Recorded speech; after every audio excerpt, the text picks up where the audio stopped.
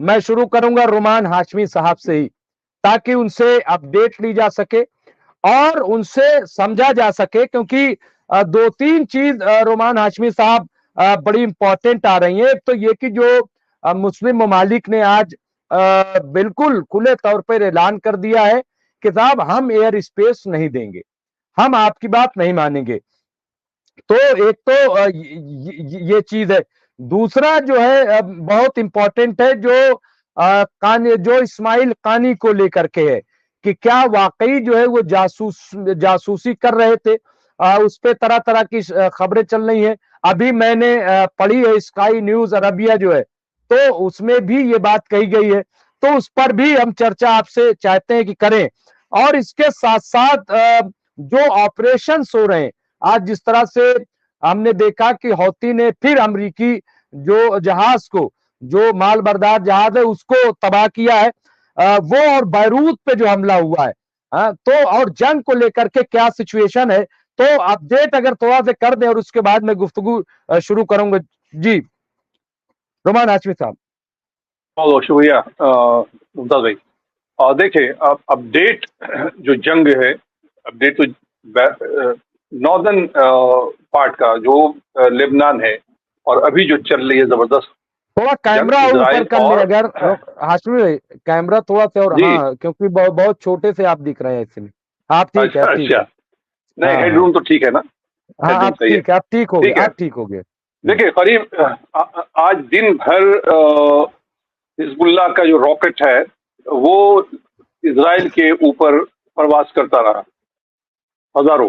अब तक का जो डाटा है, स्टेटिस्टिक है, वो ये है कि हिजबुल्लाह अब तक 10,000 के करीब रॉकेट मिसाइल दाग चुका है इजराइल के ऊपर।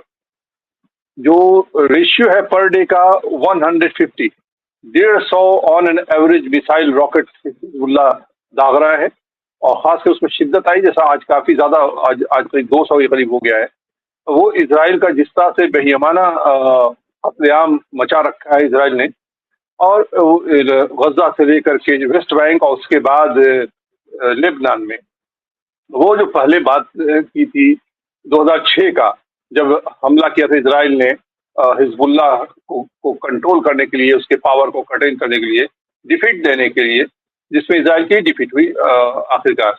वो उसमें इजरायली कमांडर ने जो कहा था कि जो हिजबुल्लाह का गढ़ है, साउदर्न बैरूत का दहिया इलाका जो है, जहाँ हेडक्वार्टर भी हिजबुल्लाह का है, तो उसने ये कहा था कि दहिया डॉक्ट्रिन लागू किया था कि हर चीज डिमोलिश कर दो, रेस टू द ग्राउंड, बिल्कुल कर दो।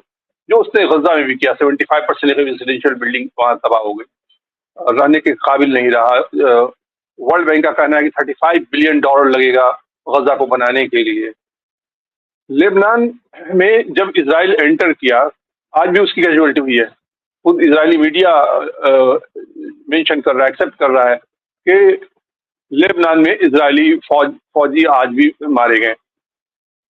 इसके वो परेशान है कि लेबनान के साथ, हिजबुल्लाह के साथ क्या किया जाए, क्योंकि नेतन्याहू और उनकी जो मिलिट्री जो वार कैबिनेट है, जिसको मैं वार कैबिनेट जुंटा कहूंगा, या मिलिट्री जुंटा भी जो है इजराइल की, वो ये मान के चल रहे थे कि हम अगर SMS से, पेजर से और वायरलेस से और हिजबुल्लाह के टॉप लीडरशिप को अगर हम गिरा देते हैं, क्योंकि कैलकुलेशन नेतन्याहू का यही था कि हसन नसरुल्लाह को टारगेट करने के बाद उनके जगह पे जो आएगा वो उसके साथ निगोशिएशन हो जाएगा और वो दबाव में सीज फायर करेंगे। वो कंडीशन नहीं रखेंगे कि आप गजा को में सीज फायर कीजिए।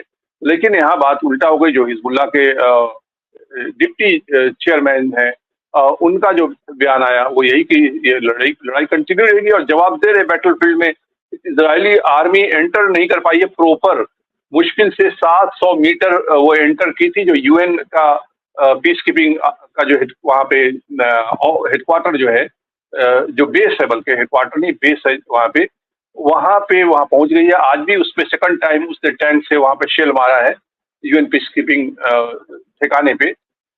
लेकिन उसको हिजबुल्लाह ने काउंटर, वो इसने फ्लैग भी हाइस्ट किया था इजरायली आर्मी ने, लेकिन बाद में हिजबुल्लाह का दावा था कि हमने काउंटर अटैक किया और वो रिट्रीट कर गए वापस।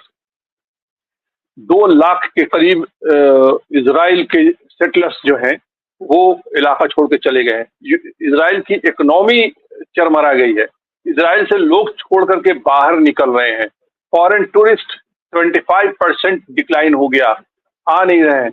इजराइल की इकोनॉमी के लिए ये जंग बहुत भारी पड़ रहा है। लेकिन नेतन्याहू का ये जो था कि हम हिजबुल्लाह के टॉप कमांडर को, चीफ को हम मारेंगे, कमांडर को हमने एलिमिनेट किया, उसके बाद इजराइल हिजबुल्लाह का इंफ्रास्ट्रक्चर गड़बड़ा जाएगा। तो हिजबुल्लाह का जो इंफ्रास्ट्रक्चर है वो बॉटम टू टॉप है, नीचे से ऊपर तक है, पिरामिड के शेप में, जो साबित कर रहे हैं उनके जो मिलिशिया है, जो उनके कॉम्बेटेंट हैं, जो फाइट दे रहे हैं। तो इजरायली आर्मी मुकाबले के काबिल नहीं है वहां पे, क्योंकि इजरायली आर्मी लड़ना भूल चुकी है सिवाय जुल्म और बर्बरियत के। क्योंकि वेस्ट बैंक में जिस तरह से वो दिन दहाड़े 24 घंटा वहां पे मिलिट्री एक तरह से कंसंट्रेशन कैंप बना रखा था, गजा को भी ओपन और वेस्ट बैंक को भी, किसी को घर से निकाल देना, फलस्तीनी को, फैमिली को घर से निकालना, अंदर में जाके आराम करना, उनको ह्यूमिलेट करना।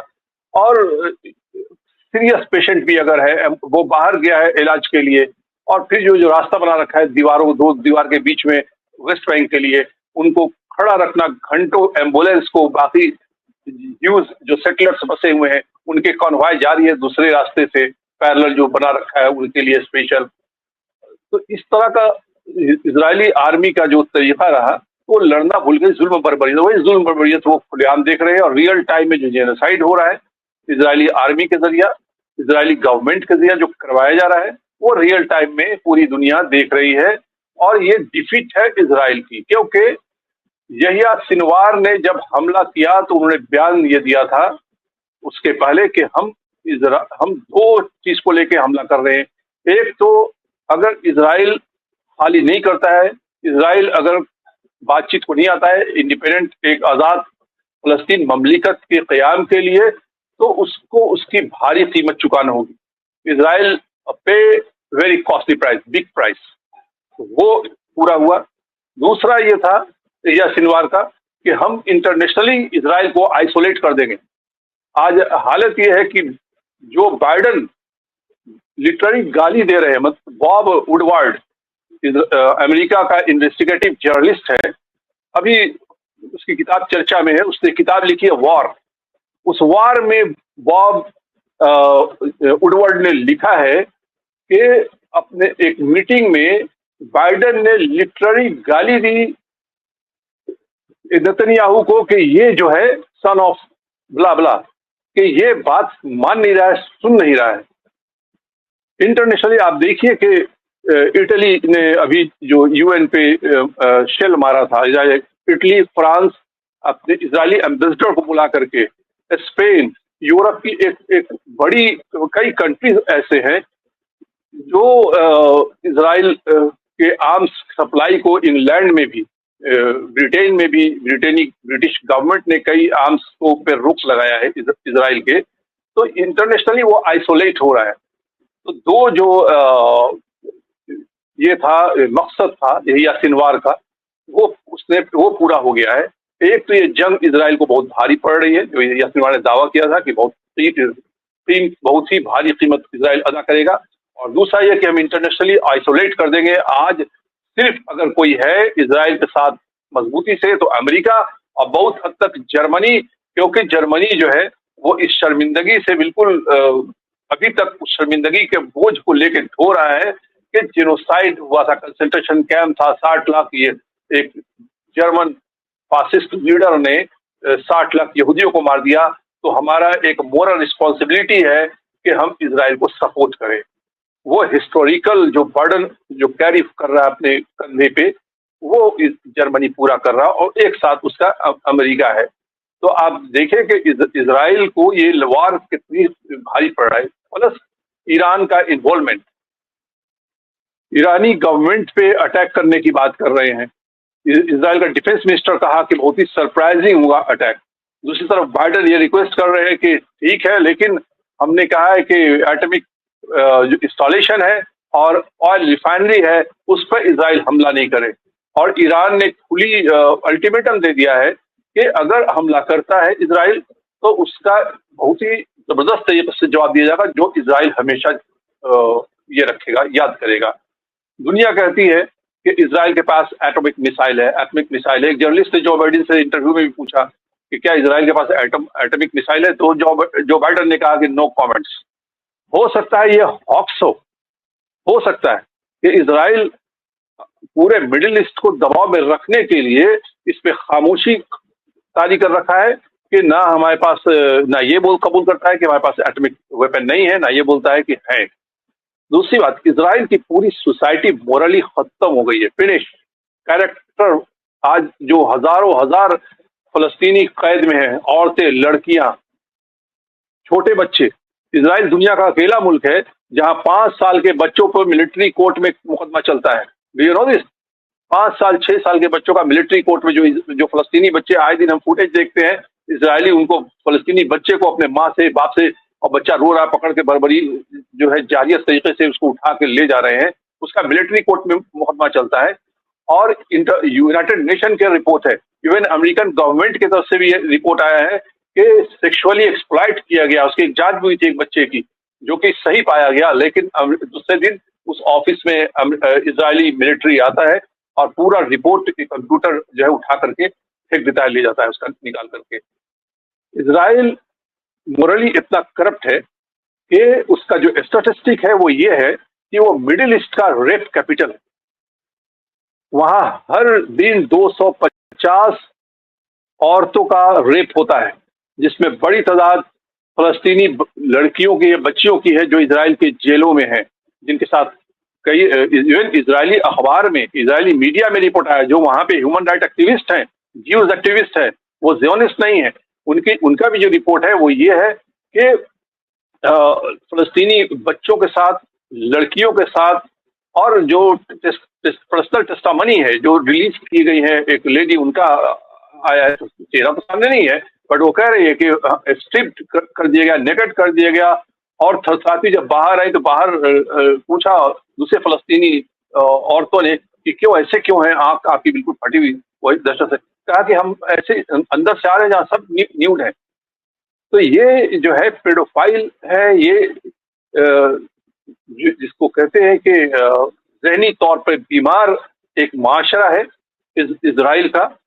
और ये माशरा उनको, मैं ये कहने मजबूर हूं क्योंकि ये फैक्ट है, ये रिलीजियस जो उनकी बुक है, मैं तौरा की बात नहीं कर रहा हूँ, तलमूद की बात कर रहा हूँ। जो तलमूद किताब है, उसमें जिस तरह की बातें लिखी गई हैं, 10 साल के बच्चा अगर 10 साल का लड़का है, उसके साथ लड़की जो है वो कर सकती है, हम बिस्तरी कर सकती है, इस तरह की। तो जो तलमूद से जो उनको मिला है सबक, उस तरह से पूरी सोसाइटी हो गई है। यही वजह है कि इजराइल में एक बड़ी आबादी जो है वो ऐसी भी है जो एथिस्ट हो गई है। वो एक तो जो जियोनिज्म है, पॉलिटिकल जियोनिस्ट, जुल्म बर्बरियत, जो कि न्यू फेस ऑफ फासिज्म है, एक तो इसको लेकर के, और दूसरा वो जब देखता है कि तलमूद में कई चीजें ऐसी लिखी हुई हैं, जैसे कन्वर्जन वगैरह को भी है, उनको जो कोई कन्वर्ट होता है, यहूदी मजहब छोड़ता है, उनको इवन आना से चीर दो, लिख दो। इस्लाम में ऐसा नहीं है, लोग कहते हैं इस्लाम में ऐसा नहीं है, बट ज्यूज में ऐसा है, तलमूद में ये है लिखा हुआ, ठीक है ना। तो इस तरह की सोसाइटी बीमार सोसाइटी है, जिसको इजराइल बना करके, इवन जो जियोनिस्ट लॉबी था, आपको 1980 की बात है, 1980 के दहाई में रशा से जब जा रहे थे, जब वहां पे गोर्बाचोव की हुकूमत के दौर में रशा टूटा और यहूदी जब भागने लगे अमेरिका की तरफ, तो अमेरिकन जियोनिस्ट ने पुरजोर मुखालफत की, अमेरिकन गवर्नमेंट पर दबाव बनाया कि इन यहूदियों को हमारे यहाँ नहीं आने दिया जाए अमेरिका में। अमेरिका की जियोनिस्ट लॉबी ने ये प्रेशर बनाया था, ये डॉक्यूमेंटेड है, आप देखेंगे, मिलेगा आपको, खबरों में मिलेगा आपको ये बातें। और उन्हें इजराइल भेजा जाए, उन सारे रशिया से निकले हुए, यूरोप से निकले हुए यहूदियों को अमेरिका में बैठे वेल्दी जो जियोनिस्ट थे, उन्होंने इजराइल में भेजा। ये जियोनिस्ट ये यहूदियों के भी नहीं, अपने हम मजहब लोगों के नहीं है, तो ये दूसरे के क्या होंगे।